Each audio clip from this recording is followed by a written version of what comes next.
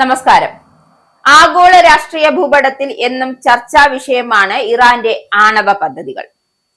അടുത്തിടെ പശ്ചിമേഷ്യയിലുണ്ടായ സംഘർഷങ്ങളുടെ പശ്ചാത്തലത്തിൽ ഇറാന്റെ ആണവശേഷിയെക്കുറിച്ചും അണുബോംബ് നിർമ്മിക്കുന്നതിന്റെ ഇറാൻ എത്രത്തോളം അടുത്താണ് എന്നതിനെക്കുറിച്ചും അന്താരാഷ്ട്രത്തിൽ വലിയ ആശങ്കകൾക്ക് വഴിവെച്ചിരുന്നു. ഇതിൽ ഏറ്റവും പ്രധാനപ്പെട്ട ഘടകമാണ് യുറേനിയം സമ്പുഷ്ടീകരണം. അപ്പോൾ നമുക്ക് ചോദിക്കാം, എന്താണ് ഈ യുറേനിയം സമ്പുഷ്ടീകരണം? അതായത് പ്രകൃതിയിൽ നിന്നും ഖനനം ചെയ്തെടുക്കുന്ന യുറേനിയം നേരിട്ട് ആണവായുധ നിർമ്മാണത്തിനായി ഉപയോഗിക്കാൻ സാധിക്കില്ല. പ്രകൃതിദത്ത യുറേനിയത്തിലെ യുറേനിയം 238, യുറേനിയം 235 എന്നിങ്ങനെ രണ്ട് പ്രധാന ഐസോട്ടോപ്പുകൾ അടങ്ങിയിട്ടുണ്ട്. ഇതിൽ അണുവിസ്ഫോടനത്തിന് സഹായിക്കുന്ന യുറേനിയം 235 വെറും 0.7% മാത്രമാണ്. ഈ 0.7% പ്രക്രിയകളുടെ വർദ്ധിപ്പിക്കുന്നതിനായാണ് സമ്പുഷ്ടീകരണം എന്ന് വിളിക്കുന്നത്.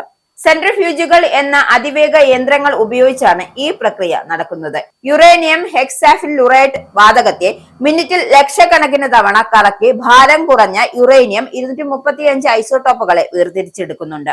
ആണവോർജ നിലയത്തിൽ ഇന്ധനമായി ഉപയോഗിക്കാൻ സാധാരണയായി 3.5% മുതൽ 5% വരെ സമ്പുഷ്ടീകരണം മതിയാകും. എന്നാൽ ഒരു അണുബോംബ് നിർമ്മിക്കണമെങ്കിൽ ഈ സാന്ദ്രത 90% മുകളിലേക്ക് എത്തണം. ഇതിനെയാണ് വെപ്പൺ ഗ്രേഡ് യുറേനിയം എന്ന് വിളിക്കുന്നത്.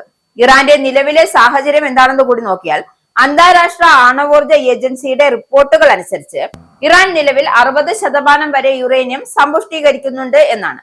അത് സാങ്കേതികമായി പറഞ്ഞാൽ 60% നിന്നും 90% എത്തുക എന്നത് വളരെ എളുപ്പമുള്ള ഒരു കാര്യമാണ്.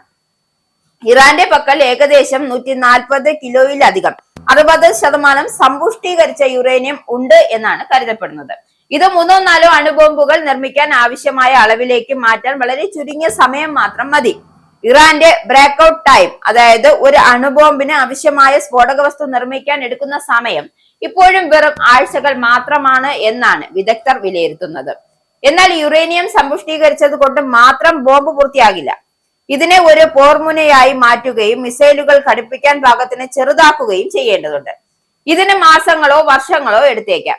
എന്നിരുന്നാലും ഇറാൻ ആ സാങ്കേതിക വിദ്യ ഇതിനോടകം തന്നെ രഹസ്യമായി വികസിപ്പിച്ചിട്ടുണ്ടാകാം എന്ന ഭീതിയിലാണ് ഇസ്രയേലും അമേരിക്കയും ഒക്കെ നിലനിൽക്കുന്നത്. എന്തായാലും നദാൻസ്, ഫോർഡോ എന്നീ കേന്ദ്രങ്ങളിലാണ് ഇറാന്റെ പ്രധാനമായ സമ്പുഷ്ടീകരണ പ്രവർത്തനങ്ങൾ നടക്കുന്നത്.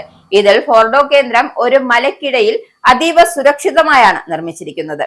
സാധാരണ ബോംബുകൾ ഉപയോഗിച്ച് തകർക്കാൻ കഴിയാത്ത ഈ കേന്ദ്രങ്ങൾ ഇറാന് വലിയ സുരക്ഷ നൽകുന്നുണ്ട്. 2015 ആണവ കരാറിൽ നിന്നും അമേരിക്ക പിന്മാറിയതോടെയാണ് ഇറാൻ സമ്പുഷ്ടീകരണത്തിന്റെ തോത് വർദ്ധിപ്പിച്ചത്.